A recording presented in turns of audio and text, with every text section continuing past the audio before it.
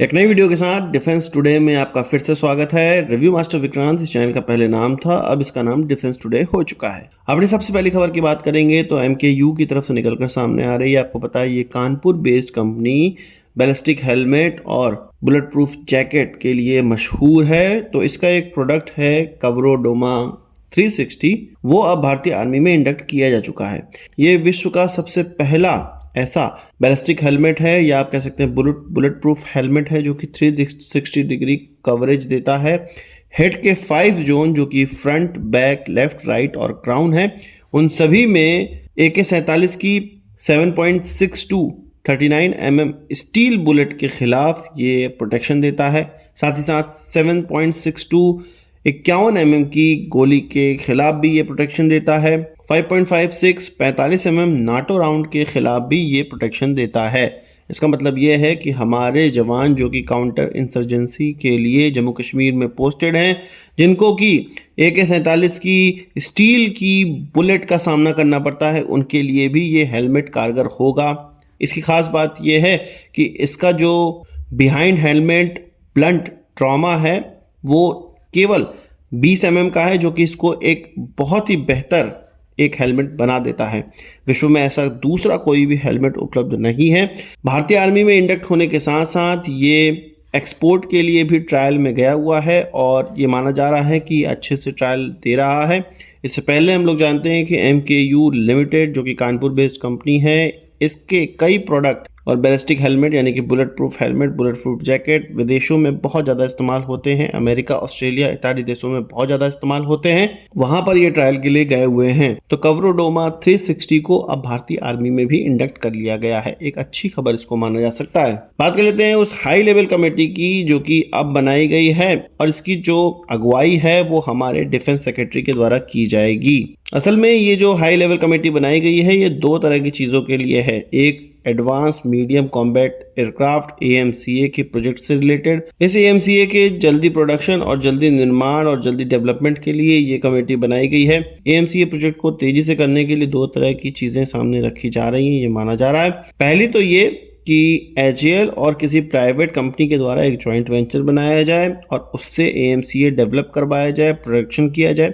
इसके अलावा कुछ का ये भी कहना है कि प्राइवेट पार्टनर्स की तरफ से इसका डेवलपमेंट किया जाए और इसका प्रोडक्शन HAL के द्वारा किया जाए। इन दो चीज़ों पे, दो मॉडल पे काम किया जाएगा। इस कमेटी में एयरफोर्स के अधिकारी, HAL के अधिकारी भी शामिल हैं, जो कि फर्दर ये देखेंगे कि इस प्रोजेक्ट में किस तरह से प्राइवेट पार्टनर्स का साथ दिया जा सकता है या लिया जा सकता है। हम जानते हैं ऑलरेडी HAL के द्वारा कई प्राइवेट कंपनीज जैसे कि L&T, गोदरेज, आजाद इंजीनियरिंग के साथ काम किया जा रहा है, और हम जानते हैं कि टाटा ग्रुप्स के द्वारा बड़े बड़े एरोस्पेस प्रोजेक्ट पर भी काम किया जा रहा है, जैसे कि एयरबस की C295 ट्रांसपोर्ट एयरक्राफ्ट की असेंबली टाटा के द्वारा की जा रही है। तो मे भी टाटा और HAL के बीच में कोलैबोरेशन भी हम लोग देख सकते हैं, जो कि जॉइंट वेंचर की तरह एक तीसरी कंपनी निकल कर आएगी और हो सकता है इसके द्वारा AMCA को अंजाम दिया जाए।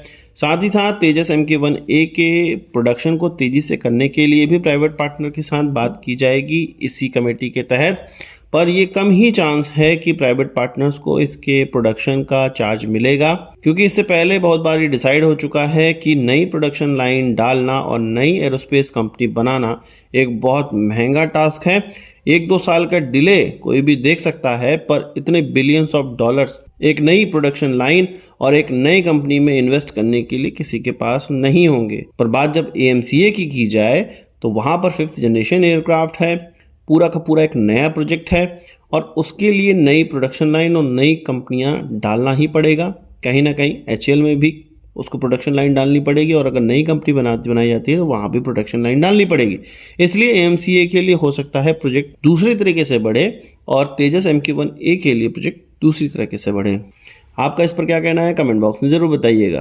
बात कर लेते हैं भारत और मालदीव्स रिश्तों की। तो मालदीव्स की तरफ से एक बुरी खबर भारत के लिए ये है कि हम जानते हैं मालदीव्स ने भारत के साथ ओशिनोग्राफी सर्वे के लिए जो कॉन्ट्रैक्ट साइन किया था उसको 2023 में बंद कर दिया गया, या उसको फर्दर एक्सटेंड नहीं किया गया, और ये कहा गया मोइजू के द्वारा वो किसी दूसरे देश को अपनी जानकारी नहीं दे सकते हैं। जो भी उनकी समंदरी इलाके की जानकारी है वो कोई दूसरा देश क्यों उसका सर्वे करे, वो खुद इसकी सर्वे करेंगे। और अब जाके वो चीन के गोद में बैठ गए हैं और चीन के साथ एक कॉन्ट्रैक्ट साइनिंग करी है चीन की एक कंपनी से जिसका नाम South China Sea Oceanography Institute of China है और मालदीव्स की एनवायरमेंटल प्रोटेक्शन एजेंसी के द्वारा आपस में कोलैबोरेशन किया गया है। और अब ये जो मालदीव्स के आसपास का समुद्री इलाका है वहाँ पर लगून्स किस प्रकार से बिहेव कर रहे हैं, वहाँ पर जो वेव्स हैं, वहाँ पर जो एक्वेटिक लाइफ है वो किस तरह से बिहेव कर रही है, सारी चीज़ों के लिए समंदर के अंदर और समंदर की सरफेस पे कुछ यंत्र लगाए जाएंगे।